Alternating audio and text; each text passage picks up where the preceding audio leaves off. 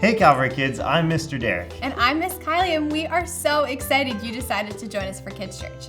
We have been learning all about Joseph and how God was with him throughout his whole life, even when it didn't seem like it. For example, when he was put in prison because someone told a lie about him. But God had a plan for this whole thing. It has really been so amazing to see how God was with Joseph every step of his journey. And I have the best news. He is with you every step of the way too. Remember, he never leaves us alone. That is so incredible. Because of this truth, God deserves to be praised. So let's jump up onto our feet and sing out a worship song together.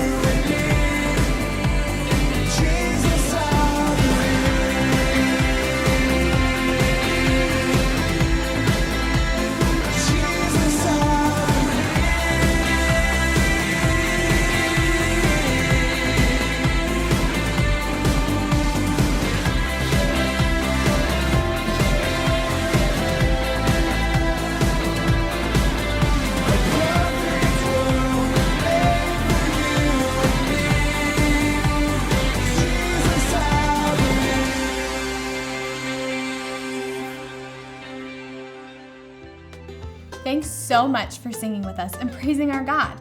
Okay, I have a question for you. Ready? What is your perfect Saturday? Like, if your mom and dad said you could do whatever you wanted, what would you do? That's a really great question. Probably waking up a little late, getting to sleep in, playing some disc golf, love disc golf, and then spending the evening with my wife. And during this perfect Saturday, you would be really happy, right? Yeah. You wouldn't be sad at all. Well, sometimes when everything in life is going great, we can forget about God. That's true. Sometimes when nothing bad is happening, it's easy to forget about God, and we think we don't need him. But in our story today, we are going to learn about how everything was going great for Joseph, but he didn't forget God. When we last left Joseph, he had forgiven his brothers. So we are going to grab our Bibles and jump into Genesis 50, 22 through 26, and hear about the rest of Joseph's life. Stories of the Bible. Joseph and the Promised Land. This is Joseph, Hey! who's the son of Israel and Rachel. Joseph was the most loved of all his brothers, so his brothers hated him. After being sold into slavery and put in jail, Joseph found favor with the Pharaoh and ruled over all of Egypt. He helped Egypt thrive during 7 years of abundance, and then he was prepared for 7 years of famine because God had helped Joseph to understand the Pharaoh's dreams about what would happen to Egypt. Now, during this time, Joseph's brothers came to seek his help, and after testing them, Joseph told them who he was, and he forgave his brothers for all the trouble they had put him through. But Joseph had not seen his father for many years. Hey! So he sent for Israel and his brothers' families. Together they all traveled to the land of Egypt, where Joseph would provide for them in the famine. Pharaoh allowed Joseph and all his brothers to settle in one of the best parts of Egypt. And finally, Joseph was reunited with his father. Joseph lived 110 years and saw 3 generations of his family flourish in the land. Hey! Before Joseph died, he told his brothers of the future of Egypt. He told them of the exodus that would take place, meaning that they would all return to the promised land of their father Israel, his father Isaac, and his father Abraham. He made his brothers promise that when they left the land of Egypt, they would take his bones with them and bury them in the promised land. Joseph always lived with hope that God would deliver him and his people. Though many people meant to show him harm throughout his life, God meant it all for good, so that many people should live because of his faith. That must have been a really great reunion when Joseph finally saw his father. Joseph went through a lot of really hard things in his life. He was hurt by his loved ones, he was blamed for a crime he didn't commit, but then he became a powerful leader later in his life. But remember, even though you went through so much, God was with him. Just like Joseph, God promises to be with us too. Through the good times and bad, we can take comfort in the fact that God is with us always. I really just love that. Welcome back. If we've not met, my name is Kurt, and for the last few weeks, together, we've been taking an up-close look at the life of Joseph. Have you ever thought about this, how that in life, sometimes things are just good? Like for you, maybe you know life is good when there's no homework, maybe you don't have baseball or soccer practice, you have an early out day at school, an early release day. For me, it's good when there's no stress, there's no drama, there's no more hair loss. Now, in these moments, we can simply enjoy the gift of life without worrying about anything. And we should always celebrate moments like these. But these moments are also a really good opportunity to remember the difficult times that God has led us through and to remind ourselves that even in the tough times, God has blessed us in so many ways. When I was a student, the start of summer was always a great time to think about the highs and the lows of the previous school year, just like Katie is doing right here. Sometimes when life is going really well, it can be easy to forget all about God. We don't really need Him. Life is great, and we forget that He's a major part of why life is so great. When life is good, we can forget about all the times when it wasn't good. And when we do that, we lose sight of all the difficult times that God has helped us get through. That's why it's always good to take a look at our lives, to remember God's blessings and all the ways that we would be lost without Him. As we've seen over the course of this series, Joseph went through some definite highs and some really low lows in his lifetime. He began life as his father's favorite son. That's a high. Then he was sold into slavery and ended up in a foreign land. That's a low. He rose to a position of power, and then he was falsely accused of a crime and sent to prison. Joseph went through more pain in his life than most of us ever will. His story is also a great example of how quickly life can change. One moment, it might be wonderful, but the next thing you know, life can go from easy to difficult, from happy to painful. There's nothing we can do to prevent these unexpected changes. They're simply a part of life, highs and lows, good days and bad days, seasons where we know God is blessing us, and seasons in our lives where it seems like He's forgotten all about us. But we can choose how we respond to those moments. You see, how we respond has a lot to do with how we prepare. After Joseph was reunited with his family and when they joined him in Egypt, things seemed to go pretty well for him. It was a time of high in his life. No more lies, no more betrayals, no more dramatic changes. For the rest of his life, he was able to enjoy the blessings that God had given him and his family. By this point, Joseph had fully experienced God's plan for his life, and he knew to trust God no matter what, because he had seen God's work in his life firsthand. Life is a fragile thing. It can change at a moment's notice with little warning. That doesn't mean that we should live in fear, holding too tightly to the good things that we have, but it does mean that we should prepare ourselves for the difficult times that are certain to come our way sooner or later. How do we do this? Well, we do this by reminding ourselves of all the ways God has provided for us in the good times and the bad. A really good practice that I've learned over the years is to write down the things that I'm grateful for. I don't just write down gifts I've received or the fun, pleasant experiences I've had. I also write down how God was with me during difficult times. The reason I do that is because sometimes when we're going through tough situations in our lives, we forget that God has helped us get through tough situations before. And so I can go back and look at what I've written as a reminder that God's gotten me through these kind of things before, and I know He can do it again. Another good practice is to study stories like Joseph's in the Bible. You see, Joseph isn't the only person in the Bible who went through highs and lows, who experienced God's faithfulness in his or her life.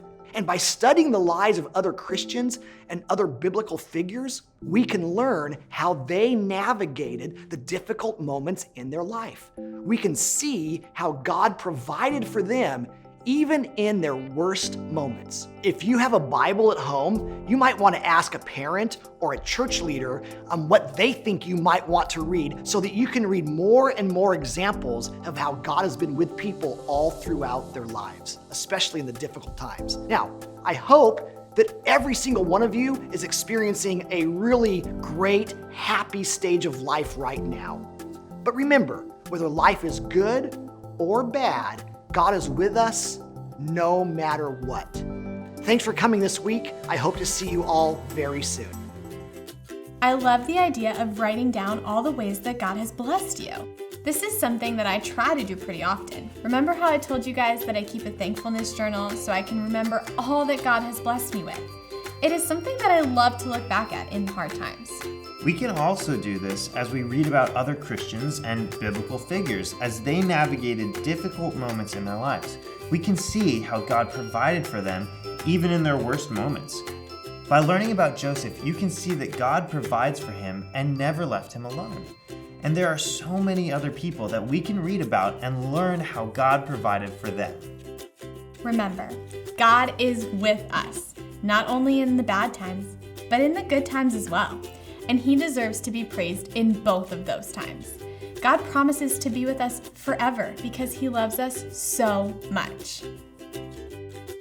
Here are your discussion questions for this week. If you want, you can pause the video right now and take some time to talk through these questions with your parents or another family member. If not, don't worry. We'll put them up again at the end of the video so you can use them later. And now, let's sing another song together.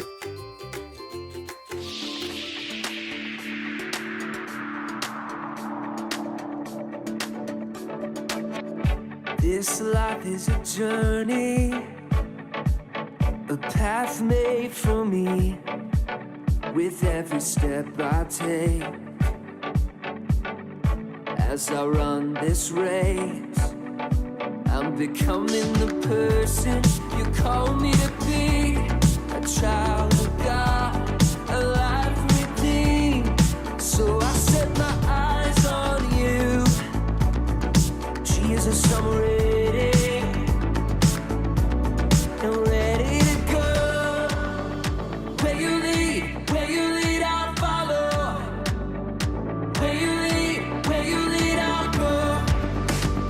Not gonna wait for tomorrow. This is the journey of a lifetime.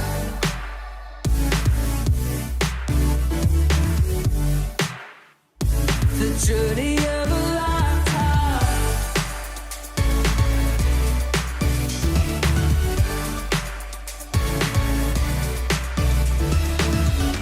God, you already know me. I wanna know you.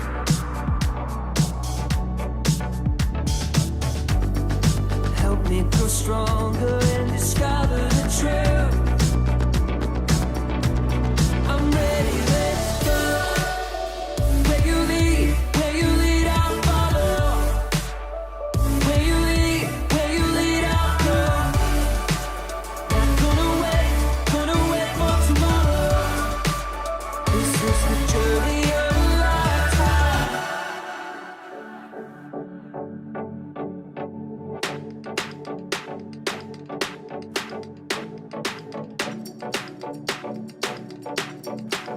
With every step I take, with every step I take, I'm becoming the person you call me to be. A child of God, a life redeemed. So I set my eyes on you, Jesus, I'm ready, let's go. Hey, hey.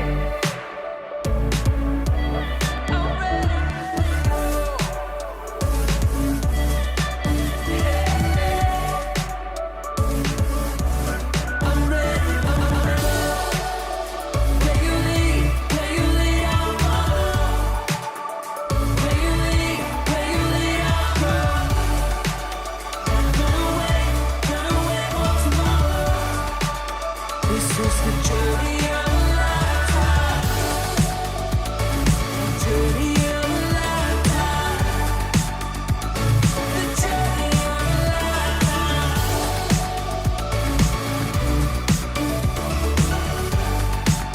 I'm on the journey of a lifetime. I have loved learning all about Joseph with you all.